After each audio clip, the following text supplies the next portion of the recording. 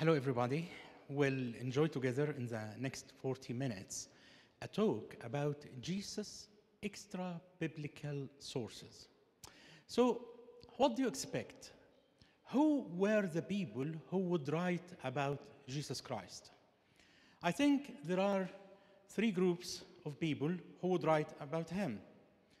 One of them are his followers. And actually, his followers, they wrote the Gospels, and Dr. Fadi spoke to us about the authenticity of the Gospels. But there are two other groups of people who would write about him. Number one, the Romans. You know, at the time of Jesus, at that time, the Roman Empire dominated the whole Mediterranean basin, and so the Romans had dominion at the time.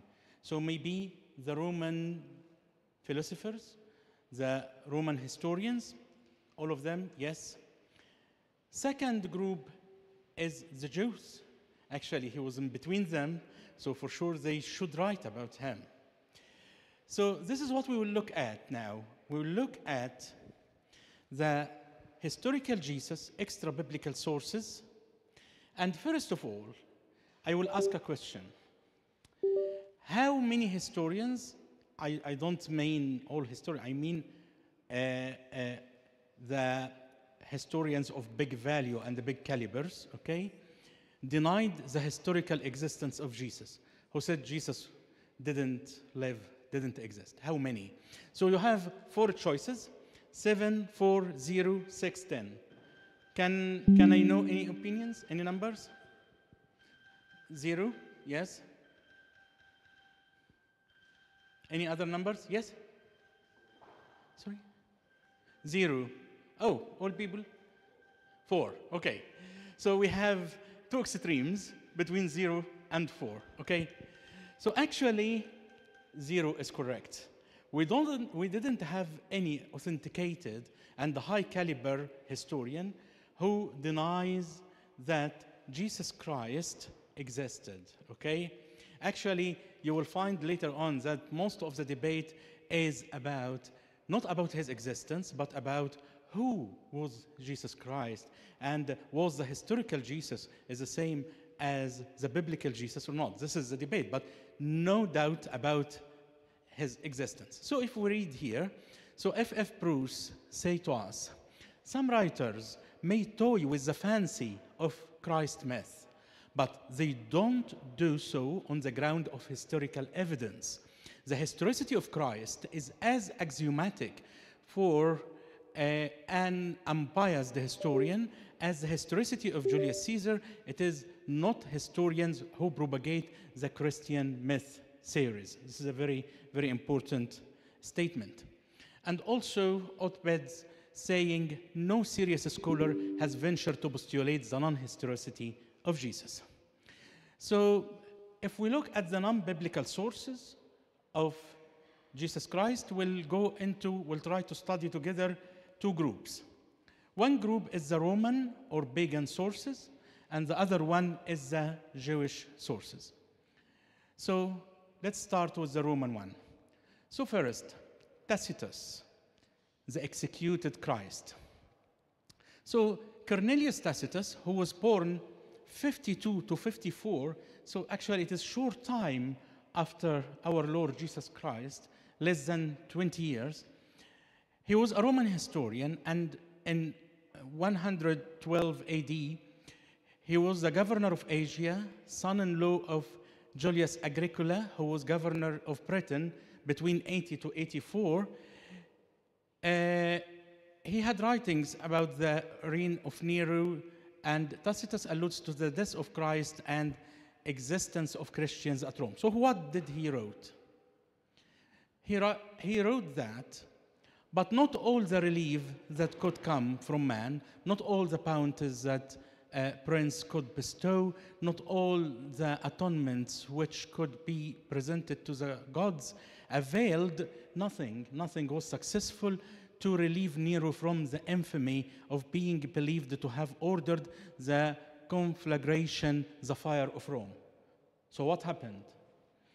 Hence, to suppress the rumor, he falsely charged with the guilt and punished with the most exquisite tortures the persons commonly called Christians. So actually, he tried to convict the Christians in burning Rome, who were hated for their enormities. Christus, the founder of the name, was put to death by Pontius Pilate. So he is a historian talking how Nero tried to shift the accusation for burning Rome, and he accused the Christians, and he is explaining who are Christians, and he said Christus, who was Christ, the founder of the name, was put to death by Pontius Pilate, procurator of Judea, and actually this was in the history the real title of Pontius Pilate, in the reign of Tiberius. Oh, so we have a historical piece here. There is Christ, the founder of the name, who Christians are named after him. Actually, he was put to death by Pontius Pilate. And who was Pontius Pilate? Who was the procurator of Judea during the reign of Tiberius Caesar. This is a very important historical piece. Actually, scholars consider this testimony of Tacitus as one of the high-value authenticated evidences. But the pernicious superstition, so they are looking to Christianity as superstition, and this is important because we'll explain something at the end, repressed for a time, broke out again, not only through Judea, where the mischief originated, but through the city of Rome also. Okay, he's telling us that it started in the Judea, and who was the governor? Who was Pontius Pilate during the reign of Tiberius Caesar, and Jesus was put to death by Pontius Pilate for people who denies the crucifixion of Jesus as well. So we have a very, very important. This was in the book of Annals. What else? Tacitus also, and actually it's available, the works of Tacitus in 4 volumes. Tacitus has a further reference to Christianity in a fragment of his histories dealing with the burning of the Jerusalem temple in AD 70, preserved by Sulpicius Severus in the book of Chronicles. Okay, so also he mentioned Christians during talking about the destruction of the temple, which happened on the hand of Titus, the Roman leader who became later on the Caesar in AD 70. Okay, this is Tacitus. Lucian of Samosata, the crucified sophist.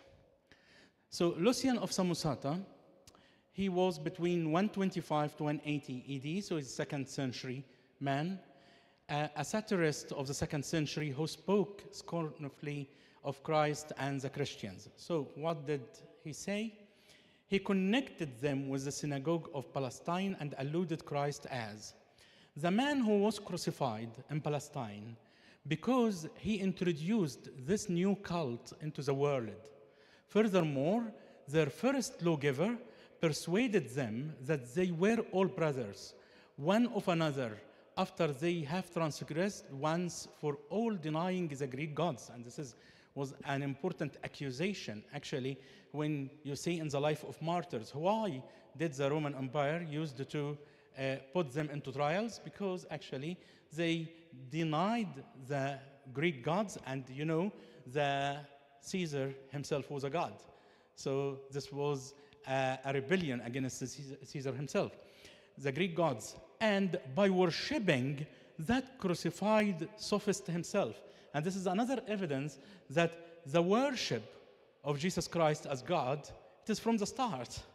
So he is saying that they denied the Greek gods, and by worshipping that crucified sophist himself and living under his laws. This is in the book of the Passing Peregrinus. And Lucian also mentions the Christians several times in his Alexander the False Prophet in sections 25 and 29. So this is another evidence by Lucian. And can you see, he is talking about Jesus as crucified, and Tacitus spoke about Jesus put to death at the time of Pontius Pilate. Actually, the cross is a historical fact. Josephus, this is very, very important, and it is also with Tacitus are one of the highly valued evidences in history. So Josephus, he is Flavius Josephus. Jesus, a wise man called the Christ. Let's see. We have two quotes from Josephus, which are very important. I will speak about them in detail. So Flavius Josephus, he was born 37. So it's about 4 years after the ascension of our Lord Jesus Christ. This is very quite near to the time of Jesus himself. And he is a Jewish historian. Actually, he is the first and only known Jewish historian in the old world, okay? He became a Pharisee at the age of 19, and in 66 AD, he was the commander of Jewish forces in Galilee when the revolution started there, and they were invaded again by the Romans. And after this, after being captured in 66, he was attached to the Roman headquarters, and he became under the Romans completely. So some people put Josephus under the Roman evidence. Some people put him under the Jewish evidence because originally he was Jewish one. But after the age 66, he became completely working under the Romans. And it is of note to say something. Josephus, actually, he was the son of the high priest Matthias. And as you can see, he lived in Jerusalem between his birth 37 until 66. And we know the book of the Acts, as Dr. Fadi said to us, told us about the history of the church until 62. So Josephus, for sure, he was inside the house of the high priest, knows a lot about Christians and about what is happening and about the details. So he is not a man, we can consider as an eyewitness for the early flourishing church in Jerusalem at the time. So let's take the first quotation. It is from the book of the Antiquities, okay? And this is from the book of Antiquities 18. There are two important quotations, one of the Antiquities 18 and one from Antiquities 20, which will be the next one. So he says about Jesus, "Now there was about this time Jesus, a wise man, if it is lawful to call him a man, for he was a doer of wonderful works, a teacher, of such men as receive the truth with pleasure. He drew over to him, to him, both many of the Jews and many of the Gentiles. He was the Christ, and when Pilate, at the suggestion of the principal men among us, had condemned him to the cross. Those that loved him at the first did not forsake him, for he appeared to them alive again on the third day, as the divine prophets had foretold these, and 10,000 other wonderful things concerning him. And the tribe of Christians, so named from him, are not extinct at this day, or they are still alive until this day." And actually, this passage was heavily investigated. It is, I want to tell you that Feldman, who is a scholar, one of the eminent scholars specialized in Josephus, documented about 87 discussions about this passage between 1930 and 1980, over 50 years. So this was investigated. Why? Because here we have one of three possibilities. Actually, he is talking about Jesus, a wise man, and saying is that he was a doer of wonderful works, making miracles. And he documents also, he was crucified, so on the cross at the time of Pontius Pilate, and this was actually instigated by the principal men among us, which are the chief priests, which we know from the gospel. And he documents certain strange point that Jesus appeared to his disciples alive on the third day. Of course, it is not strange for us because we believe this, but it's strange that Josephus writing something like this. Oh, did he believe in Jesus Christ? Actually, Origen, the Egyptian in the 3rd century, said no, Josephus was not a Christian. So why did he write this? And actually, this part explains the last. Explains why there were still Christians among them, because Jesus appeared to them, and so as they said, the superstition, which is considered in a previous quote, revived, flourished, and continued, okay? So they studied the text. First of all, they found this text and this passage the same in all the manuscripts of Josephus, the Latin and Greek, without any alteration, without any change. And they said, okay, what about the grammar? What about the flow of ideas? So they found that it is like what Josephus said. They said, okay, let's make a trial. Let's remove the things which we will imagine that Josephus will not say, and see if still the passage can give us some idea or not. So they removed from this passage, removed the part that he was the Christ, and removed the part about his resurrection, okay?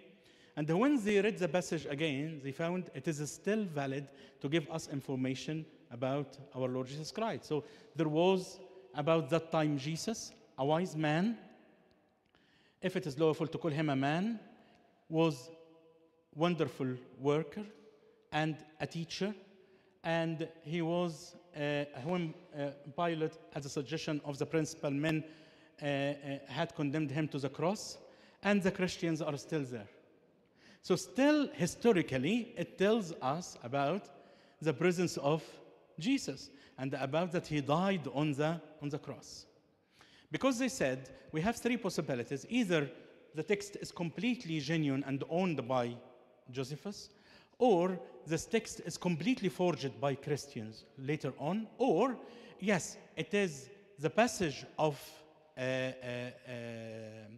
Josephus, but one of the Christian scribes or writers tried to elevate Jesus more, and he added he was the Christ or things like this. But actually, another opinion of some scholars, they said, actually, this text is a preserved text. No Christian will say that he was a wonderful worker. No, he was actually making miracles, okay? And also, here, this is an explanation about why Christians are here. So they think that the part about the resurrection is genuine as well, because it leads to the final conclusion of the passage. But this is extensively studied, and actually the scholars now consider this passage as one of the highest evidences.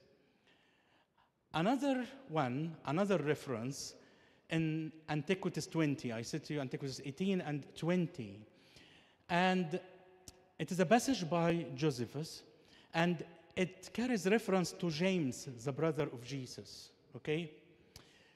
And describes the actions of the high priest Ananus. So, but the younger Ananus, he was the high priest, around 62,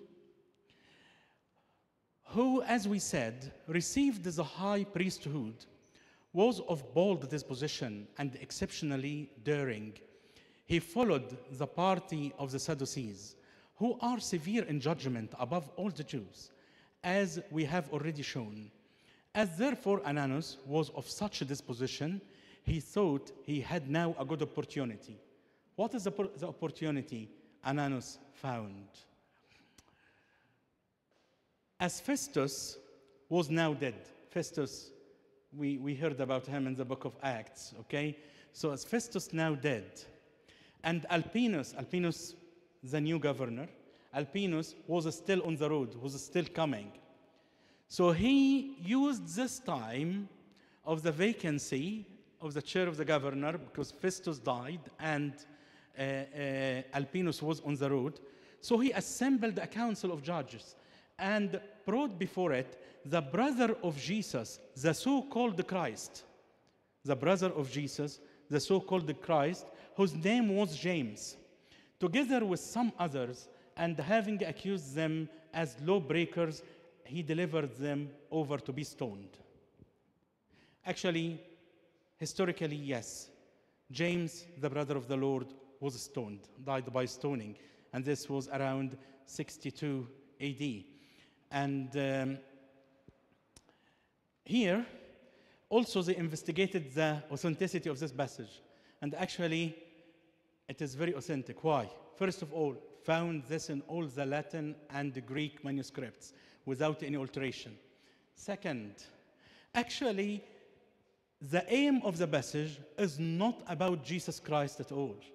The aim of the passage is to describe the tyranny and the problem of Ananus, the high priest, which led after that to his disposition from his position as a high priest.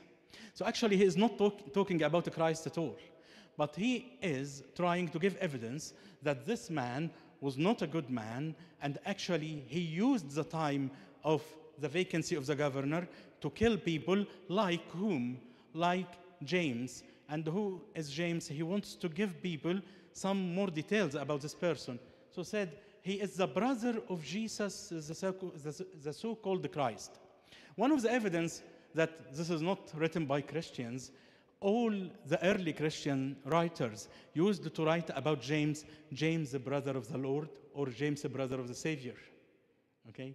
Brother of the Lord, to Coreus, or to Soterus, brother of the Lord, or brother of the Savior.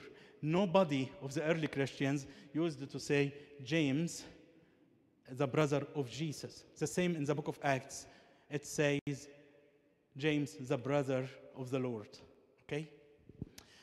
So we know that this one is authentic. There are about 5 evidence about the authenticity of this.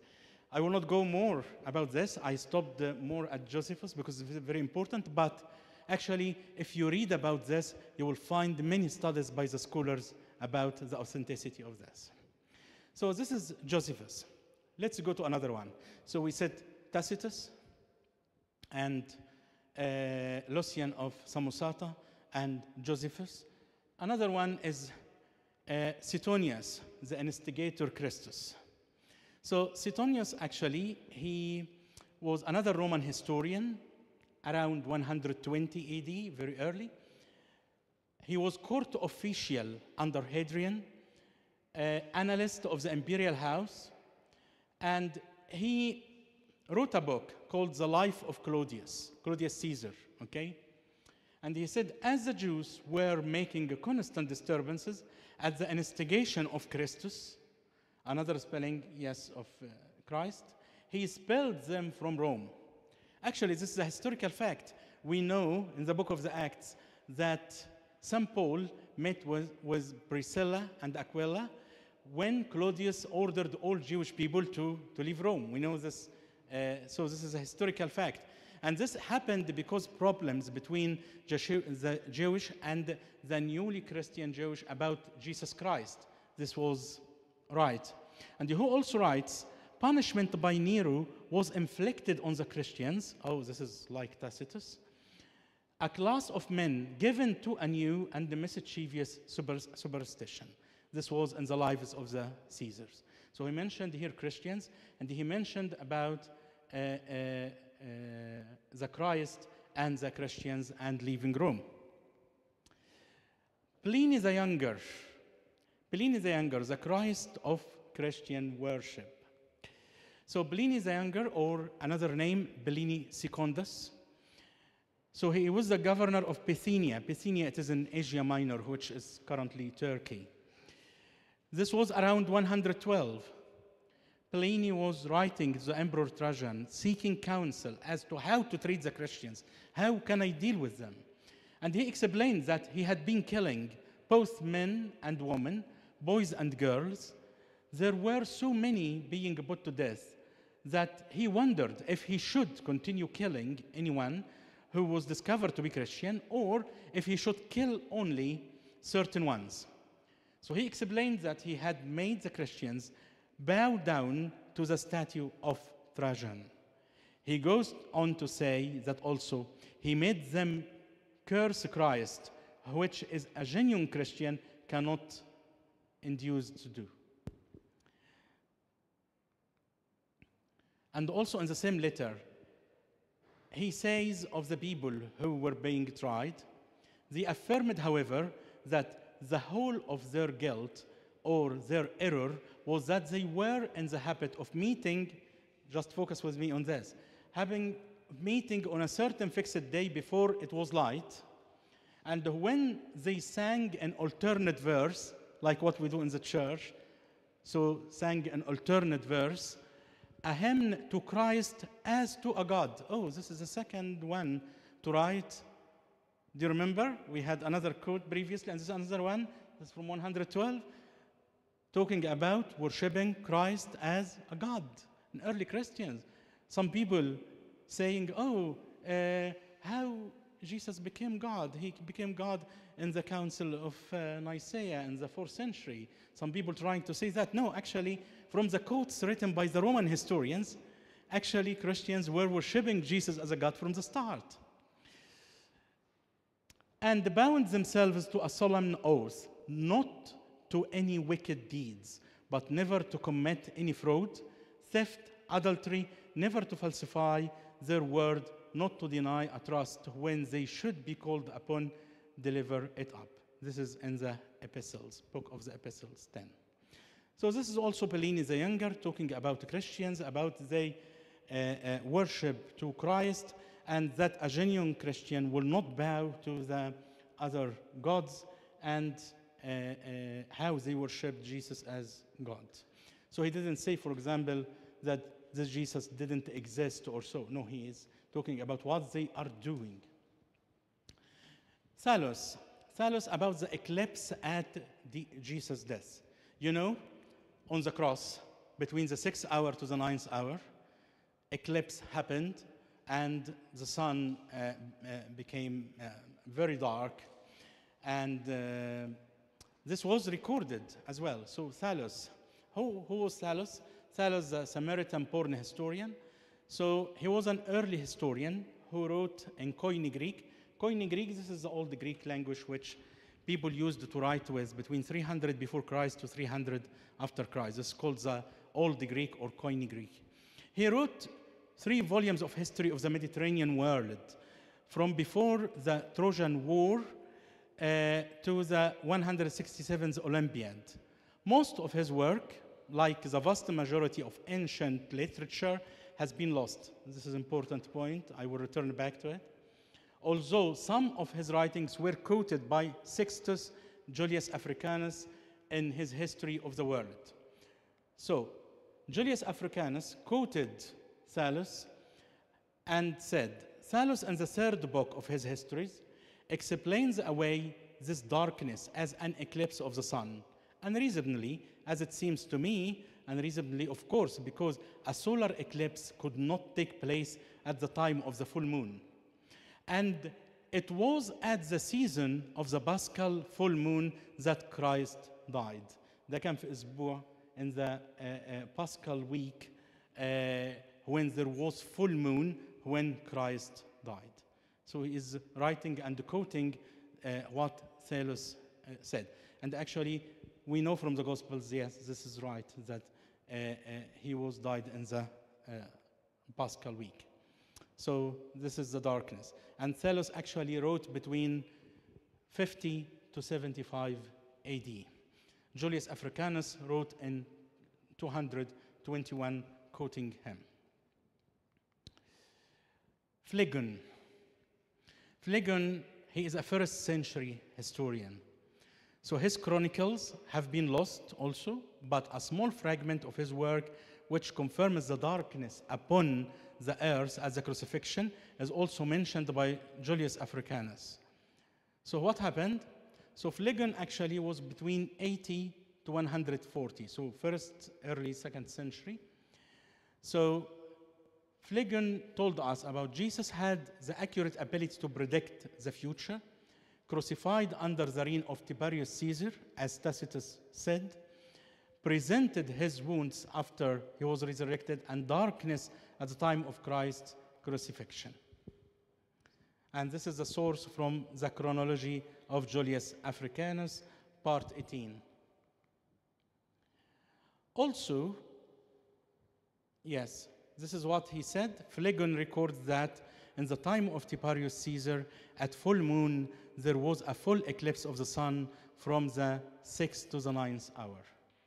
So we have two recorded it. We have Phlegon and we have Thales. And we also from history, we know another story about Dionysius the Areopagite, that also he recorded it in Athens, about the eclipse which happened at the time of crucifixion of Jesus Christ. And then Origen, the Egyptian, in his book Against Celsus, also he is quoting Phlegon again in his book 2, chapter 14, saying, now Phlegon in the 13th or 14th book, I think of his chronicles, not only ascribed to Jesus a knowledge of future events, but also testified that the result of correspondence to his predictions.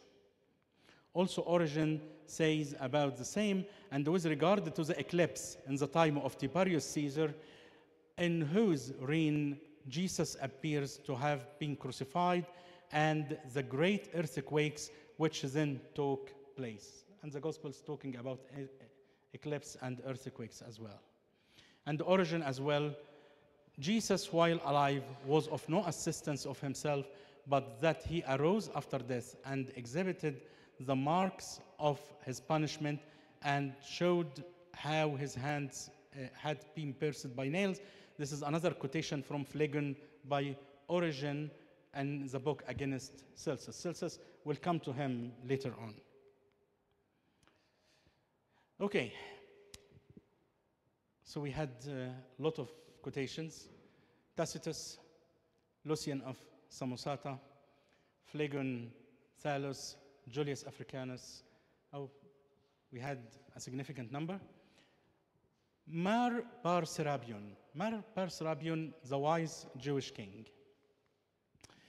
So, in the British Museum, there is an interesting manuscript preserving the text of a letter was written slightly after the year 73, in the 1st century. So the year 73, it is very early, actually, and some of the apostles were still alive, like St. John. But how much later, we cannot be sure. This letter, we cannot be sure about how much after 73, but it is in the 1st century. This letter was sent by a Syrian named Mara Bar Serapion to his son Serapion. Mara Bar Serapion was in prison at the time, but he wrote to encourage his son in the pursuit of wisdom and pointed out those who are persecuted wise men were overtaken by misfortune. So he is talking about the death of three, about Socrates, Pythagoras, and Christ. Okay? Just to know the story before I go to the part here. So it was written in Syriac language and 1st century, and actually Mar Bar Serapion, the Romans destructed his city, and he left the city. And I am saying this because this will explain something in the text of the letter now. So he said, what advantage did the Athenians gain from putting Socrates to death? Famine and the plague came upon them as a judgment for their crime. What advantage did the men of Samos gain from burning Pythagoras? In a moment, their land was covered with sand. What advantage did the Jews gain from executing their wise king? It was just after that their kingdom was abolished. God justly avenged these three wise men. The Athenians died for hunger. The Samians were overwhelmed by the sea. The Jews ruined and driven from their land, you know, the destruction of Jerusalem in the year 70, okay? And ruined, driven, live in complete dispersion, but Socrates did not die. Socrates did not die for good. He lived on in the teaching of Plato. And Pythagoras did not die for good. He lived on in the statue of Hera. Nor did the wise king die for good. He lived on in the teaching which he had given. And actually, all the scholars saying, who is the wise king? He is Jesus Christ. They studied it well. And they said, and they actually started to study why he didn't say Jesus Christ frankly. And this is what I said at the start. He wrote it from the prison. And the Romans destructed his city. And in his principle, as he wrote later on, he thought that the Roman would be punished because he destructed his city. So if he writes, and he knew as well that the Romans crucified Christ at the time of Pontius Pilate. So if he say about this, he's talking about the punishment of the Jews, okay? But if he writes clearly about Jesus Christ, actually the Romans who are imprisoning him would assume that he is expecting they will be destructed as well. So he tried to write it in a secret manner about the wise king, okay? But actually, looking at the historicity, the wise king was Christ, and after that, destruction of Jerusalem happened, and this was. So this was Mar Bar Serapion. Celsus, which is my last one in the Roman writings, okay? Christ the magician. So in year 175, shortly after Lucian's, we spoke about Lucian's of Samosata, there was a new Platonist thinker, Celsus. He wrote an attack against Christianity entitled Alethis Logos. Alethis Logos means the true doctrine. And his work actually is the earliest known comprehensive attack on Christianity. So Celsus mount a lot of attacks against everything, as I will come to you now. The Christianity, Jewish lineage, and early leaders, and the teachings, and the practices, and everything. And actually, 60 to 90% of his book quoted in the book of Origen of Alexandria, who replied to him in the book against Celsus, or Contra Celsum, in 250. So Celsus mounted a wide attack against Jesus as the founder of faith. Did he say Jesus didn't exist? No, he didn't say that. As I showed you, no one said at all that he didn't exist. But he attacked the other points. So he discounts Jesus' ancestry, conception, birth, childhood, ministry, death, resurrection. And according to Celsus, Jesus' ancestors came from Jewish village, and his mother was a poor country woman who earned her living by spinning clothes. He worked his miracles by sorcery, and he claimed that Jesus, when he was in Egypt, he learned the magic and sorcery from the Egyptians. And his physical appearance was ugly and small, which is, we don't know. So he was trying actually to attack Jesus with all what he had. But he didn't say at all that Jesus didn't exist. He couldn't, despite of all this attack. To his discredit, Jesus kept all Jewish customs, including sacrifice in the temple. And he gathered only 10 followers, which is, of course is not correct, it's more than that, including begging and robbing. And taught them his worst habits, including begging and robbing. These followers, amounting to 10 sailors and tax collectors, were the only ones convinced of his divinity. And he reports that his resurrection came from a hysterical female, and believes that the resurrection was the result of Jesus' sorcery, and so on. So I want to say to you, in our research about the historicity of Jesus, we had a lot of things, and even people from the old world, when they wrote attacking Jesus, okay, no one said that he didn't exist. But they tried to attack him in in different aspects. Because the easiest, if Jesus was not there, they will say, we don't have evidence that he lived. And that's it, and they will close the chapter. Good. We went actually, are you tired? Yeah, I will finish in a short time. I think I exceeded my time, or not.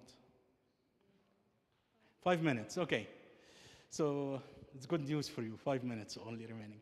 So we went through many people, Josephus, Suetonius, Pliny the Younger, Tacitus, and Lucian, many. Let's go to the Jewish sources. Oh, do you like to have it? Oh, okay. Yeah, I put it back.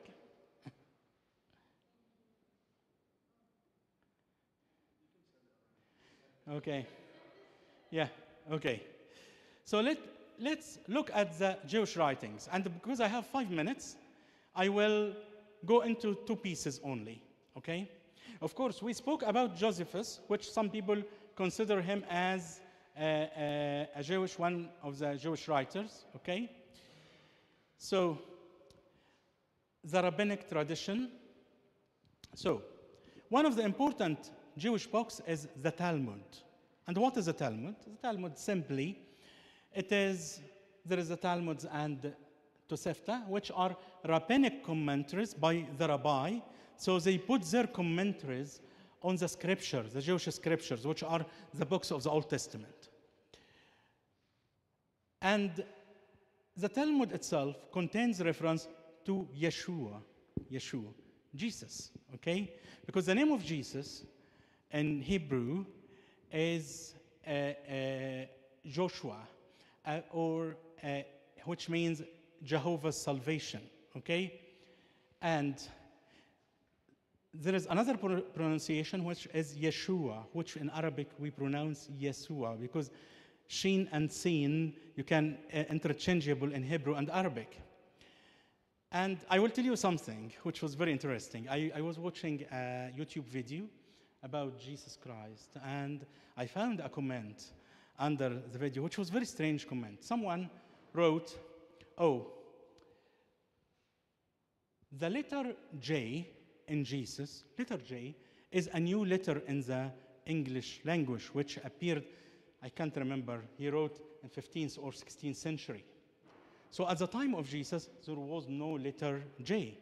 So this means his name was not Jesus and he didn't exist. And actually the answer is so easy, that at the time of Jesus, it is not the letter J was not there. The English language was not there from the start. So don't try to apply a language which appeared later on that time.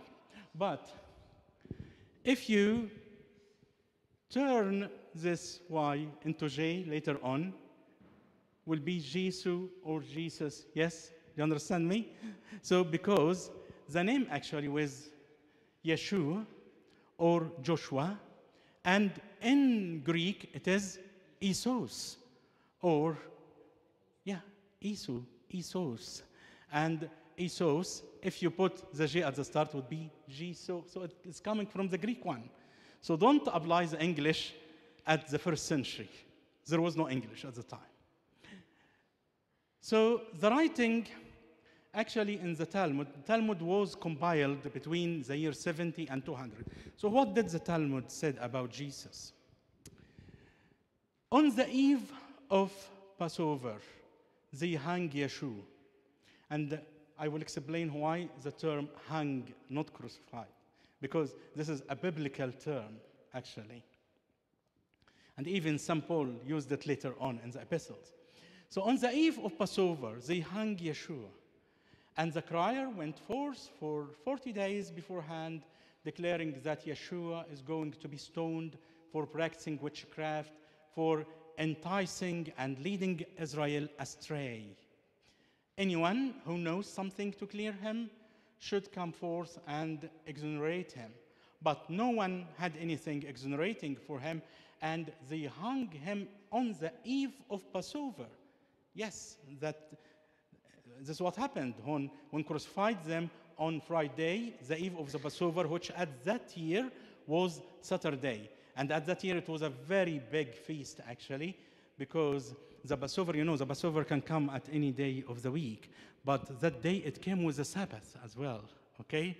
So it was a great Sabbath or Sabbaticus, okay? So hung him on the eve of Passover. And the Jewish scholar, Joseph Klosner, saying, speaking of hanging in place of crucifixion, since the horrible Roman form of death was only known to Jewish scholars from Roman trials and not from the Jewish legal system, even Paul the Apostle expounds the passage for a curse of God which is hanged, who is hanged on a tree. Okay, so the hanging on a tree was the punishment known by the Jews. Crucifixion, actually, it was a Persian method of punishment, and the Roman took it from the Persians, and then they modified it and started to use it. This is why they said hang. But this is a very important evidence. Actually, the Jewish people themselves, they didn't dare to say he didn't exist. Do you understand me?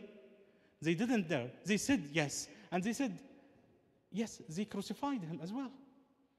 So this is, from what we collected actually, the crucifixion of Jesus is a historical fact, okay? Then there is a book called, 1 minute, so I will go quickly. Toledat Yeshua, this is another book. It is a Jewish book, but it is the story of Jesus, but from Jewish perspective, okay? And in this book, it's called Yeshua was put to death on the 6th hour, on the day before the Passover, which that year was also the Sabbath. It is the same as we know, okay? This book actually, why do I use this book? This book was written later on. Maybe the earliest was the 4th century, but if you read the book, the same ideas, if you compare it to what Celsus wrote in the 2nd century, you will find the same ideas from 1st and 2nd century. So I am just putting it here. This is another matter of study. We can study it.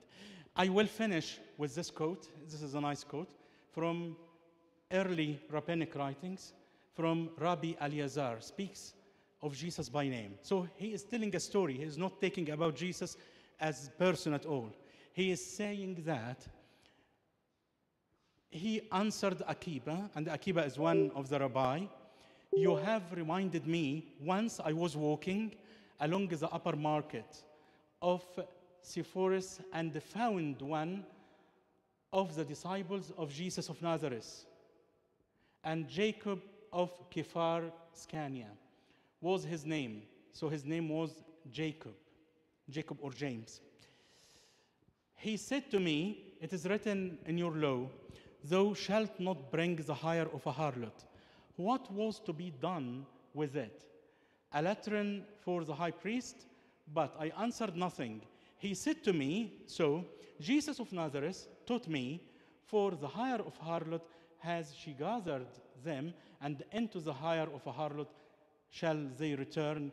From the place of filth they come, and into the place of filth they shall go. And the saying pleased me, and he was happy with this. So he's telling a story that he met Jacob, and who was Jacob? He was the brother of Jesus, and who was Jesus? Jesus of Nazareth. So he is telling just a story. The intention is not to mention Jesus, but he tried to define who is this person. And this is another rabbinic writing. Thank you.